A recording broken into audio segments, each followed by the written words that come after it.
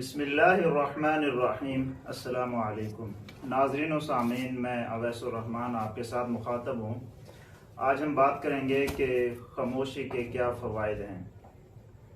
دین اسلام نے، شریعت نے ہمیں خاموش رہنے کا حکم دیا ہے، الا یہ کہ جب بات کرنا ضروری ہو اور بات کرنا وہ مفید بھی ہو تو اس وقت ہمیں شریعت اجازت دیتی ہے کہ انسان بول سکتا ہے، ادروائز شریعت ہمیں خاموش رہنے کا حکم دیتی ہے۔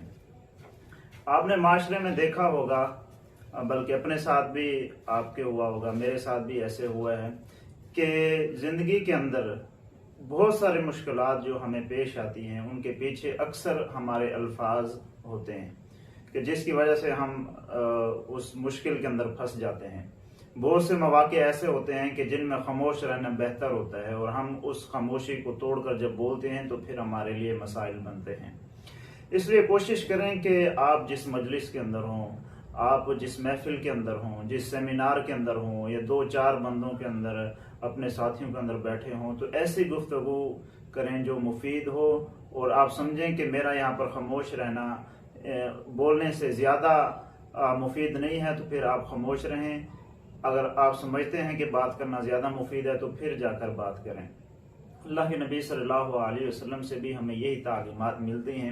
اللہ کے نبی صلی اللہ علیہ وسلم فرماتے ہیں کہ جو شخص اللہ اور اس کے رسول پر ایمان رکھتا ہے اسے چاہیے کہ وہ مفید گفتگو کرے، اگر وہ مفید گفتگو نہیں کرتا تو پھر وہ خاموش رہے۔ دوسری حدیث کے اندر آتا ہے کہ جو شخص خاموش رہا وہ نجات پا گیا، اور حقیقت میں ایسے ہی ہے کہ ہمیشہ نجات انہی لوگوں کی ہوتی ہے جو خاموش زیادہ رہتے ہیں۔ جو لوگ خاموش رہتے ہیں وہ لوگوں کو سمجھنے کی کوشش کرتے ہیں، لوگوں سے سیکھنے کی کوشش کرتے ہیں، لوگوں کو سننے کی کوشش کرتے ہیں۔ جب انسان دوسروں کو سننا شروع کر دیتا ہے، دوسروں سے سیکھنا شروع کر دیتا ہے، دوسروں سے علم حاصل کرنا شروع کر دیتا ہے تو ایسا اس انسان کی جو پرسنالٹی ہے، جو شخصیت ہے وہ نکھرنا شروع ہو جاتی ہے۔